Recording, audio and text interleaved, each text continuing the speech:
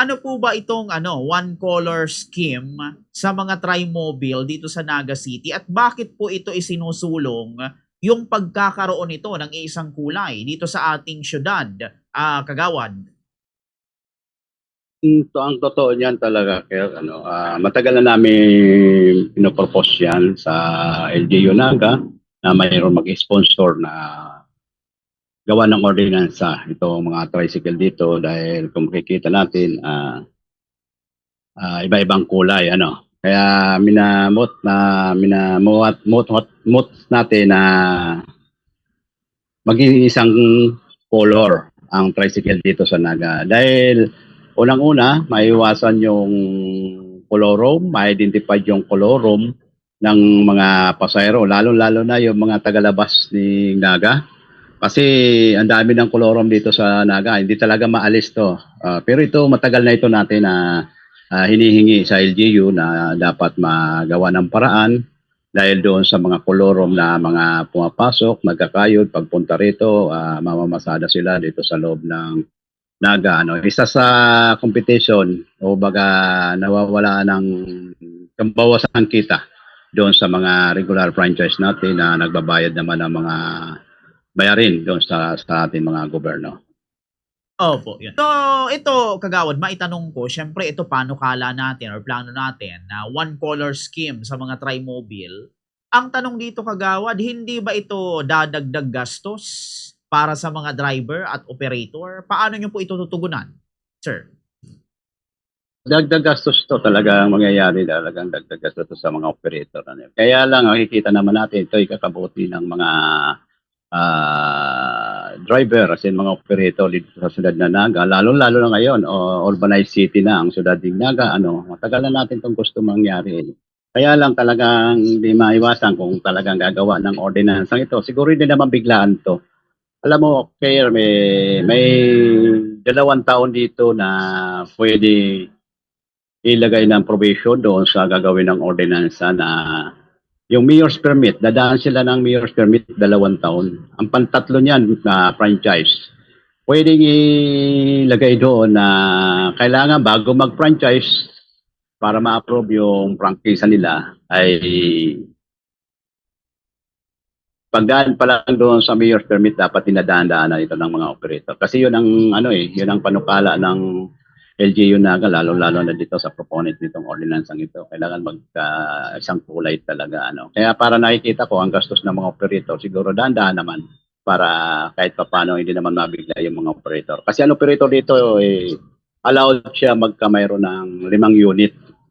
Kaya kung 5 unit mo sa operator ka, medyo mahirap-hirap din, magastos din yun. Pero kung isosolder kang LGU ng Naga, tapos charge doon sa bayarin doon sa yearly renewal, siguro maganda-ganda. Siguro marami pang usapan ito para yan ang mga iniisip namin na hingin sa LGU Naga kung sakasakali.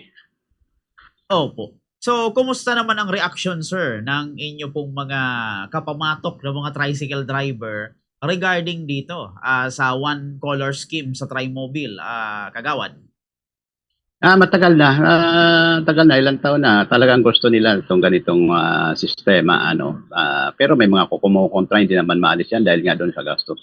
Pero may naisip nga tayo doon sa gastos na kung pwede, kaya naman ang sagutin ng LGU, yung renewal na kung sakasakali, imbes mag-renew yung tricycle, magbayad doon sa mayor's permit, doon ay ilagay sa solder na pang LGU at yun na yun ang babayadan ng mga operator kung sakasakali. Dahil dahan-dahan lang naman to, hindi naman pwedeng biglaan ito dahil magastos ito. Opo, iyon. Okay. Dito naman tayo, sir, sa sa pagkakaroon ng ID and tawag nito, yung uniform ng mga tricycle driver. Ano kaya yung nakikita nyong kahalagahan naman ito, Kagawad Hill, yung pagkakaroon ng uniform and ID rin po ng mga tricycle driver natin, Kagawad? Ang proposal ni Kapitan Ason, maganda, uniform. Kaya lang puti ang gusto niya, yung polo, Ang totoo talaga niyang mga TUDA dito namin, may mga uniforma sila.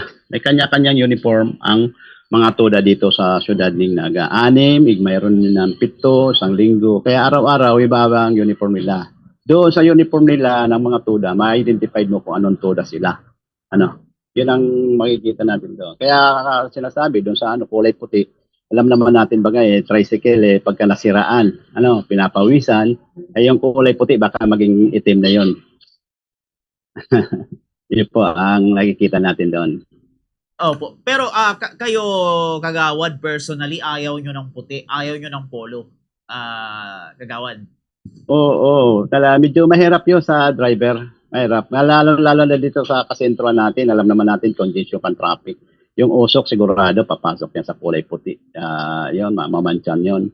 Tapos yung pawis, yung alikabok, yun. Kaya karamihan sa mga TUDA dito na may uniform, bihirang-bihirang kulay puti. Kasi iniwasan nila, lalong-lalo na pag nasiraan sila, magtutulak sila o maghahawak sila ng grasa sa kadina. Yun. Isa yun sa number 1 na hindi maiwasan mamamansyan yun, mga grasa o tutik. Opo. Anong gusto nyong kulay, Kagawad? Para kung sakaling meron kayong uniform, Kagawad. Ang namin matagal na, gabi ko yung chaleco. Pwede yung chaleco kasi kung uniform kasi, hindi lang isang uniform ang gagawin mo dyan. Kasi ang ginagawa ng TUDA, 6 o 7 sa isang linggo, araw-araw pinapalitan nila. Kasi kung isang uniform, mahirap naman, malaba ka, pagod ka, naghawak ka ng manibela, maghapon, tapos lalaban mo para isuot mo kinaumagahan. Yung chaleco, madali matuyo, yung parang parachute na chaleco, isusuot mo lang, yung pwede isang kulay nun. Kung anong kulay nun. Wag lang puti yung chaleco ngayon. At kung sakasakali, sponsoran, mayroon mag-sponsor niyan, o LGU, talagang ipatupad yung uniform na yun. Chaleco, ang nangingi namin, pwedeng lahat maobliga talaga, isang kulay. Opo, yun. Sa tingin nyo, Kagawad, kailan ito magti-take effect? Itong mga panukalang ito, yung sa one color scheme ng mga Trimobile and itong uniform and ID ng mga tricycle driver, Kagawad. Yun naman, privilege speech yun ni Kapitan Nason.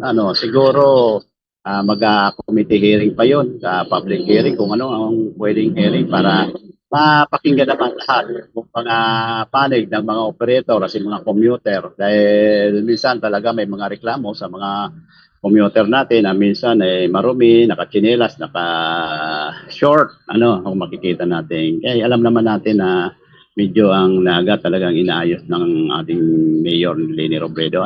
By 2028 siguro dapat kung talaga madahan-dahan natin to. Medyo maganda dahil nasa urbanized city na tayo.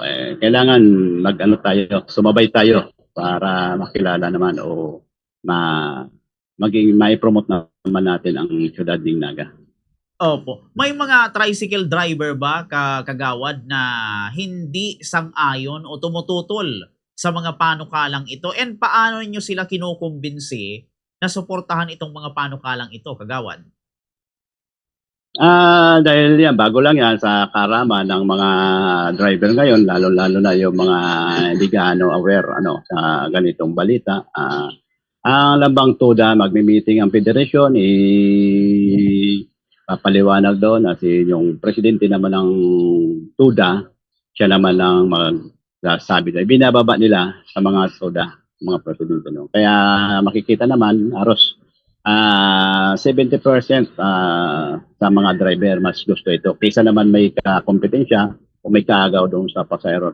Para matulungan natin ang Syudad ng Naga kung ano ikasabuti kan Syudad ng Naga dito sa transport sector dito sa Syudad ng Naga. Opo, yan. Sa palagay nyo ba, Kagawad, makatutulong kaya ito para matukoy o masawata yung mga kolorom na tricycle, Kagawad?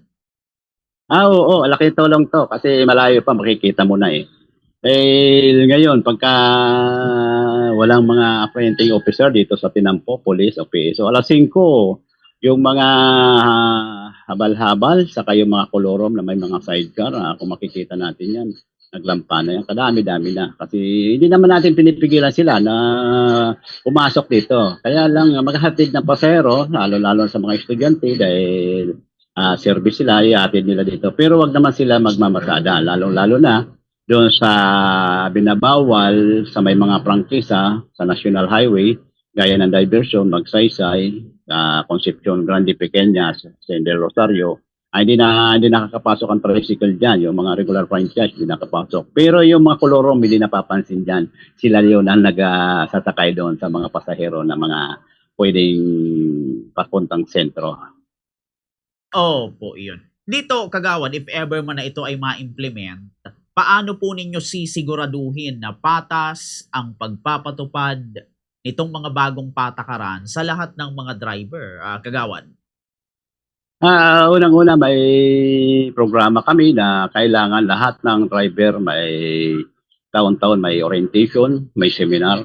Doon, kahit yung mga ordinances ay doon namin ipapaliwanag sa kanila para aware po mga driver. Kasi minsan may mga bago tayong driver, mga batang driver, mga tagaluwas ng Naga driver, minsan hindi nila alam yung mga ordinances o policy dito sa Syudad ng Naga sa pamamaraan ng federation sa mga to the president doon na ipapaabot namin yung mga policy o bawal na pwede aruman doon sa orientation as in seminar na ibibigay namin sa mga driver.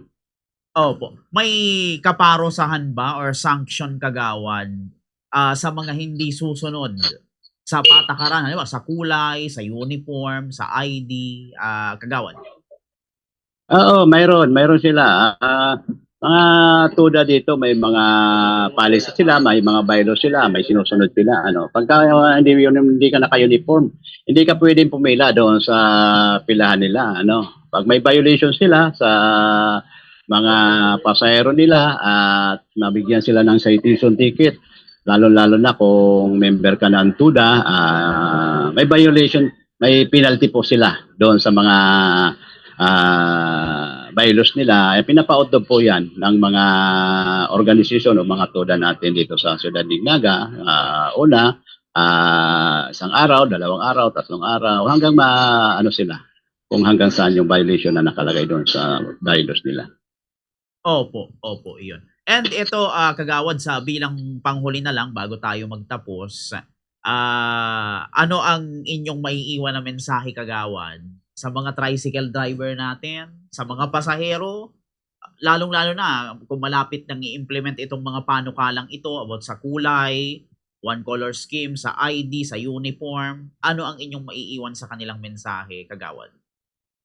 Unang-una, lahat ng mga pasahero, dito pa lang makikita na natin na tama yung sasakyan natin, lalo-lalo na yung mga taga-labas ng Naga, kung sasakay po tayo doon sa mga kolorom. Posible na wala tayong aabutin dahil hindi naka-insured ang pasahero dyan.